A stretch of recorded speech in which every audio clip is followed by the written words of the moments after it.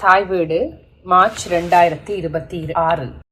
11 வயதினருக்கும் உங்களுக்கும் இடையே. எமது பிள்ளைகளின் கண்களில்.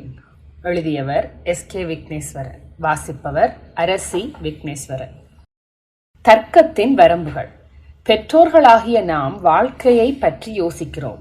உண்மைகளிலும் தர்க்கங்களிலும் நம்பிக்கை வைத்து அது பற்றி சிந்திக்கிறோம். பொருத்தமான கருத்தியல்களை உருவாக்குகிறோம். பின் அவற்றின் அடிப்படையில் விவாதிக்கிறோம். அதன் மூலமாக பகுத்தறிந்து அது பற்றிய ஒரு முடிவுக்கு வருகிறோம். வீட்டுக்கு வெளியே இவை வாழ்க்கையை சமாளிப்பதற்கு பயன் தரக்கூடிய வழிமுறைகள்தான். ஆனால் நமது சொந்த குழந்தைகளுடனான செயற்பாடுகளில் இந்த வழிமுறைகள் நமக்கு தோல்வியைத்தான் தருகின்றன. குடும்ப உறவுகளில் தர்க்கங்களுக்கென்று வரம்புகள் இருக்கின்றன. அவை எங்கள் மனதுக்கு இதமாக இருப்பதில்லை. அவை சூடாக இருப்பதுடன் அதிருப்தியின் காரணமான நீண்ட எரிச்சல்களை கொண்டு வருகின்றன. 11 வயதினர் எங்கள் பகுத்தறிவை தோற்கடிக்கிறார்கள். அவர்கள் வாழ்க்கையின் உயர்வு பற்றிய, பணம், அந்தஸ்து, வாழ்விற்கான பிற ஆதார வாய்ப்புகள் என்பவை பற்றிய எங்களது கருத்துக்களை நிராகரிக்கிறார்கள்.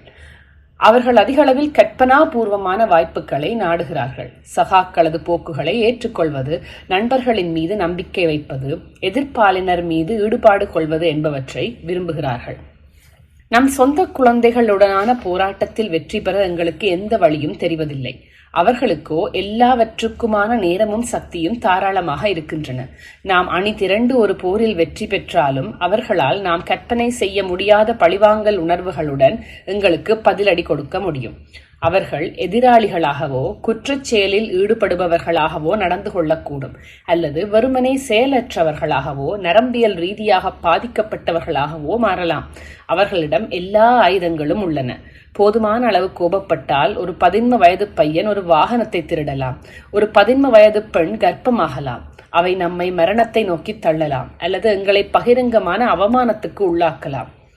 இந்த சூழ்நிலையை எலியா காசான் தனது தி அரேஞ்ச்மெண்ட் என்ற நாவலில் இவ்வாறு விளக்குகிறார். மற்றபடி எல்லா விதமான சிறப்பான வாய்ப்புகளையும் கொண்டிருந்த ஃபினெகனுக்கு இருந்த ஒரே ஒரு பிரச்சனை அவரது மகன்தான். அவன் குடிபோதையில் விழுந்து தனது தந்தையின் நட்பெயரை கெடுக்கக்கூடிய அனைத்தையும் செய்வதில் உறுதியாக இருந்தான். ஒரு கட்டத்தில் ஃபினெகன் அவரை கைவிட்டு அதுதான் கடைசி என்று கூறி ஒரு தொகை பணத்தை கொடுத்து அவனை வீட்டிலிருந்து விலக்கி வைத்தார். மகன் அந்த பணத்தை பயன்படுத்தி தனது தந்தையை அம்பலப்படுத்தும் வகையிலான ஒரு பிரசுரத்தை தனிப்பட்ட முறையில் அச்சிட்டதுடன் அதை வாசிப்பதற்காக அனைவருக்கும் இலவசமாகவும் வழங்கினான். ஃபினெகனைப் போலவே அனைத்து பெற்றோர்களும் பாதிக்கப்படக்கூடியவர்கள்தான். அவர்களால் தமது 11 வயதினரை தாக்குவதன் மூலம் வெற்றி பெற முடியாது. பெற்றோர்கள் வெற்றி பெறுவதற்கு ஒரே ஒரு வழிதான் இருக்கிறது. அதுதான் தங்கள் குழந்தைகளை வெல்வது அல்லது வென்றெடுப்பது. இந்த வழி சாத்தியமற்ற ஒன்றாக தோன்றலாம். ஆனால் அது நம் கைகளுக்கு அப்பால் பட்ட ஒன்று அல்ல. நாம் எங்கு தொடங்குவது என்பது பற்றிய எபிரேய முனிவர்கள் இவ்வாறு கூறினர். ஞானத்தின் ஆரம்பம் மௌனம். 2வது நிலை செவி கொடுத்து கேட்டல். பின்வரும் கூற்றுக்கள் 11 வயதினரால் செய்யப்பட்டன. அவற்றை கேட்போம். ஒரு முரட்டு புத்திசாலி. 18 வயதான ஹாரியட் கூறுகிறார், என் அப்பா தன்னை ஒரு அறிவுஜீவி என்று பெருமையாக நினைத்துக் கொண்டிருக்கிறார். அவர் இடைவிடாத பகுத்தறிவுடன் சிந்திக்கவும் கோட்பாடுகளை வகுக்கவும் செய்கிறார். அவர் ஒவ்வொரு பிரச்சனையினது அனைத்து பக்கங்களையும் பார்ப்பதுடன் பாரபட்சமற்றவராக இருக்கவும் முயல்கிறார். ஆனால் நான் அடிக்கடி அவர் மீது கோபப்படுகிறேன். எல்லாம் குழப்பமாக இருக்கும். என் அப்பா ஒரு கெட்டவர் அல்ல. அவர் நியாயமானவர், கஞ்சத்தனமும் இல்லாதவர். ஆனால் அவருக்கு ஒரு முரட்டுத்தனமான புத்தி இருக்கிறது. அவரது மனம் ஒரு கடினமான சுத்தியல் போன்றது. அவரது தர்க்கம் கூர்மையான ஆணிகளை போன்றது. நான் ஒரு கருத்தை சொன்னாலோ கேள்வி கேட்டாலோ அவர் என்னை சித்திரவதை செய்கிறார். நான் அவரிடம் என்ன சொன்னேன் என்பதை நான் எங்கே கண்டுபிடித்தேன், அது அப்படித்தான் என்று எனக்கு எப்படி தெரியும் என்பதை அறிய விரும்புகிறார். என் சிந்தனை தொடரின் ஒவ்வொரு திருப்பத்தையும் அவர் பின்தொடர்கிறார். பிறகு நான் தவறான பாதையில் இருக்கிறேன் என்று நிரூபிக்கிறார். அவர் ஒரு சாதாரண புத்திசாலியாக, ஒரு சாதாரணமான மனிதனாக இருக்க வேண்டும் என்றுதான் நான் விரும்புகிறேன். ஏதாவது ஒரு தேவை காரணமாக அவர் எதையாவது செய்வதை மட்டுமே நான் விரும்புகிறேன். அவர் ஒரு பூவை பறிப்பதற்காகவோ நடப்பதற்காகவோ அல்லது சூரிய அஸ்தமனத்தை பார்ப்பதற்காகவோ வீதியோரத்தில் வாகனத்தை நிறுத்துவதை என்னால் கற்பனை செய்து கூட பார்க்க முடிவதில்லை. என் தந்தையைப் போல இருப்பதற்கு நான் மறுக்கிறேன். தனது 17 வயது நண்பனுக்கு எழுதிய கடிதத்தில் ஹரோல்ட் இவ்வாறு எழுதினார். நான் பெரியவர்களை பார்க்கும் போது அவர்களிடம் பேராசையையும் இலட்சியத்தையும் தான் காண்கிறேன். அவர்கள் தம் வாழ்க்கையில் விரும்புவது ஒரு வங்கியில் ஒரு பெரிய சேமிப்பு கணக்கு, கிராமத்தில் ஒரு வீடு, 2 கார்கள், அவற்றுடன் ஒரு படகு மட்டுமே. என் பெற்றோருக்கு இதெல்லாம் இருக்கிறது மட்டுமல்ல, இன்னும் நிறைய இருக்கிறது. எங்களுக்கு 2 கார்கள், 2 வீடுகள், ஒரு நாட்டுப்புற கிளப் ஒன்றில் உறுப்பினர் பதவி எல்லாம் இருக்கிறது. என் அப்பா பணக்காரர், கிட்டத்தட்ட எல்லாமே அவருக்கு சொந்தமானவை. எங்கள் வீடு லத்திரனியல் சாதனங்களால் நிறைந்துள்ளது. ஆனால் என் அப்பா மகிழ்ச்சியாக இருக்கிறாரா என்றால் இல்லவே இல்லை. அவர் பரிதாபகரமானவர். அவர் அதிக வேலைப்பளுவால் சோர்வடைந்து போய் இருக்கிறார். அவர் நேர பற்றாக்குறையாலும் வரிகளாலும் அழுத்தப்படுகிறார். தலைவலியாலும் சந்தேகங்களாலும் துன்புறுத்தப்படுகிறார். வெற்றியின் ஏணியில் ஏறிவிட்டார். ஆனால் அது இன்னும் அதிக ஏற்றத்தை தவிர வேறு எதையும் அவருக்கு வழிவகுக்கவில்லை. இப்போது அவர் பீதியடைந்துள்ளார். அவருக்கு மனச்சோர்வு ஏற்பட்டுள்ளது. அவர் தோற்றத்தில் வயதானவராக தெரிகிறார். தனது பிரபலத்தின் உச்சத்தில் இருக்கும் போதே வீணாக இளைத்து போன ஒரு வயதான மனிதராக அவர் ஆகிவிட்டார். நான் என் தந்தையைப் போல இருப்பதை வெறுக்கிறேன். நான் செல்வங்களை குவிக்கவோ சொத்துக்களை வாங்கி குவிக்கவோ விரும்பவில்லை. அத்தகைய வெற்றிகளை இட்டு நான் வெறுப்படைகிறேன். நான் இப்படியான ஒரு எலியோட்ட பந்தயத்தை தவிர்ப்பதில் உறுதியாக இருக்கிறேன். என் பெற்றோருக்காக நான் வருந்துகிறேன். 18 வயது ஸ்டூவர்ட் இவ்வாறு கூறுகிறார். என் பெற்றோருக்காக நான் வருந்துகிறேன். அவர்கள் பணத்தை கனவு கண்டு தங்கள் வாழ்க்கையை வீணடித்து விட்டார்கள். என் தந்தை வாழ்க்கையை வாழவில்லை. அவர் அதை கணக்கிடுகிறார். அவர் கூட்டி கழித்து தீவிரமாக முதலீடு செய்கிறார். ஒரு வழக்கமான IBM கணனியின் தரவுகளிலும் எண்களிலுமாக வாழ்பவர் அவர். என் அம்மாவும் அவருடன் அவரது பொருளீட்டுவதற்கான தேடல்களை பகிர்ந்து கொள்கிறாள்தான். ஆனால் அவள் ஏமாற்றமடைந்து களைத்து போயிருக்கிறாள். தாங்கள் எவ்வளவு அற்பமான வாழ்க்கையை வாழ்ந்து கொண்டு இருக்கிறோம் என்பது அவளுக்கு நன்றாகவே தெரியும். நான் ஒரு இழிந்த நிலைக்கு மாறிக்கொண்டிருக்கிறேன். 17 வயது மிச்சல் கூறுகின்றான். நான் வாழ்க்கையை தீவிரமாக எடுத்துக்கொள்கிறேன். நான் நெறிமுறைப்படி வாழ விரும்புகிறேன். ஆனால் மாறாக நான் ஒரு இழிந்த நிலைக்கு மாறிக்கொண்டிருக்கிறேன். எங்கள் கொள்கைகளுக்கு ஏற்ப வாழ வேண்டும் என்று யாரும் எதிர்பார்க்கவில்லை என்பதை நான் உணர்கிறேன். நீங்கள் அதற்கு முயற்சித்தால் நீங்கள் ஒரு அப்பாவியாக இருக்கிறீர்கள் என்றுதான் அர்த்தம். பாசாங்குத்தனம் நிறுவனமயமாக்கப்பட்டுள்ளது என்பதை நான் கண்டுபிடித்துள்ளேன். அதுதான் வீட்டிலும் பள்ளியிலும் சமூகத்திலும் எதிர்பார்க்கப்படுகிறது. என் தந்தை தனிப்பட்ட உறவுகளில் மிகவும் நல்ல நெறிமுறை கொண்டவர்தான். ஆனால் அவர் வணிகத்தில் கிட்டத்தட்ட ஒரு மோசடி செய்பவராகவே இருக்கிறார். அம்மா அரசியலில் ஒரு தாராளவாதி. ஆனால் எங்கள் சுற்றுப்புறத்தில் எந்த நீக்ரோவும் வரக்கூடாது என்று அவர் பிரார்த்தனை செய்கிறார். எங்கள் பாடசாலை சமத்துவத்தை போதிக்கிறது. ஆனால் ஆசிரியர்கள் அனைவரும் வெள்ளையர்கள். அத்துடன் வகுப்புகள் அடையாள அடிப்படையில் தான் ஒருங்கிணைக்கப்பட்டுள்ளன. அவர் வாழ்க்கையை ஒரு சூத்திரத்தில் பொருத்த முயற்சிக்கிறார். 16 வயது ஹோவர்ட் கூறுகிறார். என் தந்தைக்கு அறிவியலை பற்றி நன்றாக தெரியும். ஆனால் மனிதர்களை பற்றி அவருக்கு தெரிந்தது மிக குறைவு. அவர் ஒரு ரசாயனவியலாளர். அத்துடன் வாழ்க்கையை ஒரு சூத்திரத்துக்குள் பொருத்த முயல்கிறார். அவருக்கு ஒழுங்கும் கட்டுப்பாடும் மிகவும் அவசியமானவை. அதனால் அவர் எப்போதும் விரக்தி அடைகிறார். வாழ்க்கை என்பது அவருக்கு மிகவும் ஒழுங்கற்ற உண்டு. அவரே தன்னை ஒருபோதும் சுதந்திரமாக உணரவில்லை. அவர் தனது உணர்வுகளை கட்டுப்படுத்துகிறார். தனது ஊழியர்களை கட்டுப்படுத்துகிறார். அவர் என் அம்மாவை கூட கட்டுப்படுத்துகிறார். அதைவிட அவர் என்னையும் கூட கட்டுப்படுத்த முயல்கிறார். அவருக்கு மக்கள் மீதான சகிப்புத்தன்மை என்பதே கிடையாது. அவர் தானே ஒரு முழு மனிதன் அல்ல. அவர் ஒரு கட்டுப்பாட்டு பரிசோதனை பொருளை போன்றவர். அவர் என்னை நேசிப்பதாக கூறுகிறார். எனக்கு அது தெரியவில்லை. எனக்கு சிறந்ததையே தான் விரும்புகிறேன் என்று கூறுகிறார். எப்படித்தான் அவருக்கு அது முடியும்? அவருக்குத்தான் என்னை பற்றி எதுவுமே தெரியாதே. என் தந்தையின் கனவு. 17 வயது நிக்கலஸ் கூறுகிறான். என் தந்தையின் மனதில் ஒரு சிறந்த மகனின் பிம்பம் இருக்கிறது. அவர் அவனை என்னுடன் ஒப்பிடும் போது மிகவும் ஏமாற்றம் அடைகிறார். நான் என் தந்தையின் கனவை நிறைவேற்றவில்லை. சிறுவயதிலிருந்தே அவரது ஏமாற்றத்தை நான் உணர்ந்திருக்கிறேன். ஆனால் அவர் அதை மறைக்க முயல்கிறார். ஆயினும் அது அவரது தொனியில், அவரது வார்த்தைகளில் அல்லது அவரது மௌனத்தில் என்று 100 சின்ன சின்ன வழிகளில் வெளிப்படுகிறது. அவர் தனது கனவின் ஒரு காபன் பிரதியாக என்னை மாற்ற கடுமையாக முயன்றார். அதில் அவர் தோல்வியடைந்த போது என்னை கைவிட்டு விட்டார். ஆனால் அவர் ஒரு ஆழமான வடுவை, தோல்வியின் நிரந்தர உணர்வை விட்டு சென்றிருக்கிறார். வாழ்க்கையில் அவளுடைய ஒரே ஆர்வம் நான் தான். 15 வயது மன்றோ கூறுகிறான்.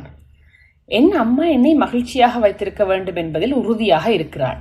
அது அவளை கொன்றாலும் கூட வாழ்க்கையில் அவளுக்கு இருக்கும் ஒரே ஒரு ஆர்வத்துக்குரியவன் நான் தான்.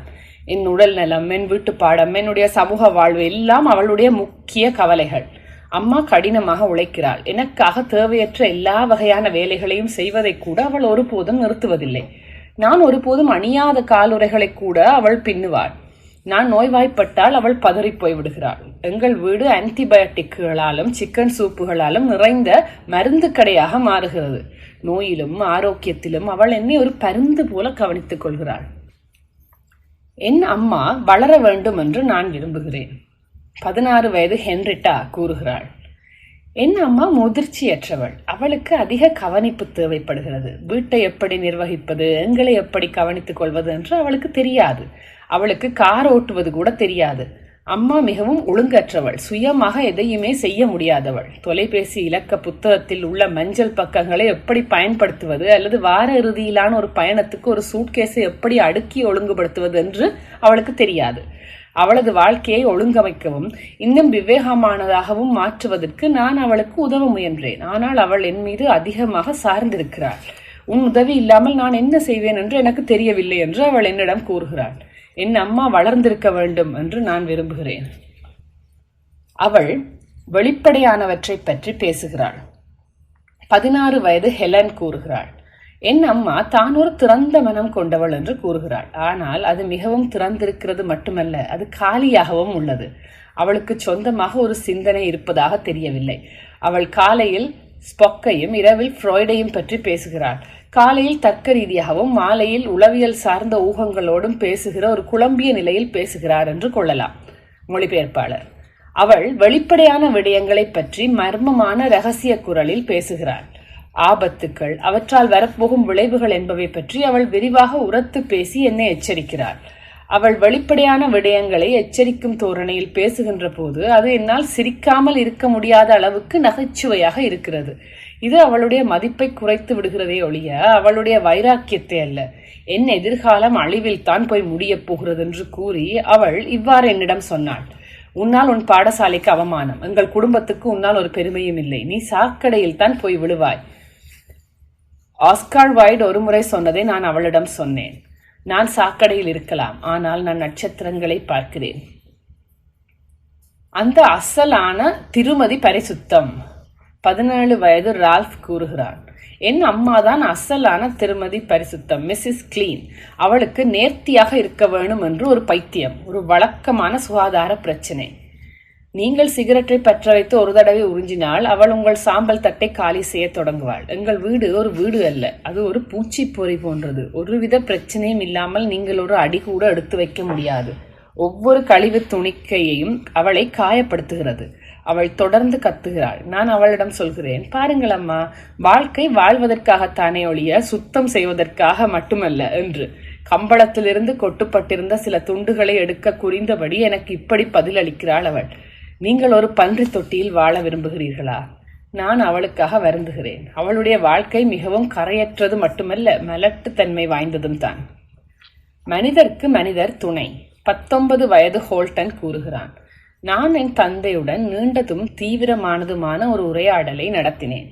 ஒரு மனிதரோடான இன்னொரு மனிதரின் பேச்சு, அவரது தலைமுறை, அதன் பணத்தின் மீதான ஆசை என்பவை குறித்தும், அதன் மக்களை சுரண்டும் செயல், அதன் நேர்மையற்ற வணிகம், அதன் அரசியல் ரீதியான ஊழல் மற்றும் அதன் இரத்த களரி போர்கள் என்பவற்றால் நான் எவ்வளவு ஏமாற்றம் அடைந்துள்ளேன் என்று அவரிடம் சொன்னேன்.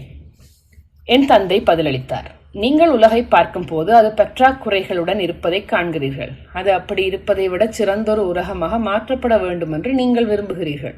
உங்களுக்கு எப்போதும் அதற்கான எனது ஆசீர்வாதம் உண்டு. உங்கள் துணிச்சலான புதிய உலகம் சில மாற்றங்களை தாங்கக்கூடியதாக இருக்கலாம். ஆனால் அதன் மோசமான மொழி, உரத்த இசை, ஆபாச இலக்கியம் என்பவை எனக்கு பிடிக்கவில்லை. என் வாழ்க்கையில் நிலவும் முரண்பாடுகளை நான் அறிவேன். ஆயினும் என்னிடம் அவற்றுக்கான பதில்கள் இல்லை. ஆனால் உங்கள் முழுமையான உண்மைகளை விட எனது நிச்சயமற்ற தன்மைகளையே நான் விரும்புகிறேன். உங்கள் பதில்களில் நீங்கள் மிகவும் உறுதியாக இருக்கிறீர்கள். அனைத்து பிரச்சனைகளுக்கும் உங்களிடம் உடனடி தீர்வுகள் இருக்கின்றன. யுத்தமில்லாத உலகு, கருத்தடை மாத்திரைகளும் போதை வஸ்துக்களும் பாவித்தல், இசையமைக்கவும் இயக்கவும் பின்னர் அதை விட்டு வெளியேற்றவும் கிளர்ச்சி செய்யவும் புதுமை செய்யவும் உள்ள உங்கள் உரிமையை நான் மறுக்கவில்லை. இது இளைஞர்களின் பணியாக இருக்கலாம். ஆனால் திட்டமிடப்பட்ட குழப்பங்களுக்கு எதிராக பாரம்பரியத்தை பாதுகாப்பது எனது பணி. அதை எனது வயதான ஒருவரிடம் ஒப்படைக்க வேண்டும். அவர் அதை செவிமடுத்து கேட்பார், நன்றாக பேசுவார். அதையும் விட அவர் உங்களை சிந்திக்க வைப்பார். ஒரு சிகிச்சையாளருக்கு ஒரு கடிதம். இந்த கடிதம் தனக்கான சிகிச்சையின் முடிவின் பின் ஒரு 11 வயது பெண் பிள்ளையால் எழுதப்பட்டது. இது கடினமான 11 வயது பிள்ளைகளின் பெற்றோருக்கு கூட நம்பிக்கை அளிக்கும் செய்தியை கொண்டு வருவதாக இருக்கிறது. என்னுடன் அன்பாக நடந்து கொண்டதற்கு நன்றி. அப்படி சொல்வது ஒரு நம்ப முடியாத விஷயம்தான். ஆனால் நான் அதை உண்மையாகவே ஏற்றுக்கொள்கிறேன் என்பதுதான் அதன் அர்த்தம். உங்கள் அன்பு எனக்கு ஒரு தனி நபராக மட்டுமல்ல, அனைத்து மனிதர்களின் கண்ணியத்துக்கும் மிகுந்த மரியாதை அளிப்பதோடு பிணைக்கப்பட்டுள்ள ஒன்று என்பது எனக்கு தெரியும். எனவே என்னால் அதை ஒரு அழகான, அச்சுறுத்தப்படாத மகிழ்ச்சியாக, எளிதான யதார்த்தமாக ஏற்றுக்கொள்ள முடியும். கடந்த காலத்தில் காதல் என்பது உடைமை, போட்டி, சாதனை ஆகியவற்றுடன் சேர்ந்து மிகவும் குழப்பமடைந்திருந்தது. அனைவரையும் மகிழ்விக்க முயற்சிப்பதன் மூலமோ, என் பெற்றோரின் தாராள மனப்பான்மையை மனோவியல் ரீதியாக சுரண்டுவதன் மூலமோ நான் அதை தேடிக்கொண்டிருந்தேன். அவர்களின் கோபம், வலி என்பவை குறித்து எனக்கு குற்ற உணர்வு இருந்தது. அவர்கள் நிச்சயமாக என்னை நெருங்க முயன்றனர் என்றாலும் நான் அவர்களால் அணுக முடியாதவளாக இருந்தேன். இந்த சிகிச்சை எனக்கு நுண்ணறிவை மட்டுமல்ல, என்னைக்கு வளர உதவும் அத்தியாவசிய திறன்களையும் கொடுத்துள்ளது. குழப்பமான சூழலை கடந்து செல்லவும், குழப்பமான வயது வந்தவர்களது நரக உலகத்திலிருந்து ஒரு கணம் விடுபடவும் கற்றுக்கொண்டேன். கடந்த வாரம் எனது 18வது பிறந்த நாளை கொண்டாடினேன். எனக்கு இன்னும் பல தீர்க்கப்படாத பிரச்சனைகள் உள்ளன. ஆனால் உங்களைப் போலவே மக்கள் மத்தியில் இது ஒன்றும் தாமதமாகி விடவில்லை என்று நான் உணர்கிறேன். எனது கடந்த கால நடத்தைக்கு வாய்மொழி மூலம் மன்னிப்பு கேட்க நான் விரும்பவில்லை. மன்னிப்பு என்பது நேர்மையானதாக இருக்கும் என்று நான் நம்பவில்லை. ஆனால் மாற்றம் நிச்சயமாக மிகுந்த பலனளிக்கும்.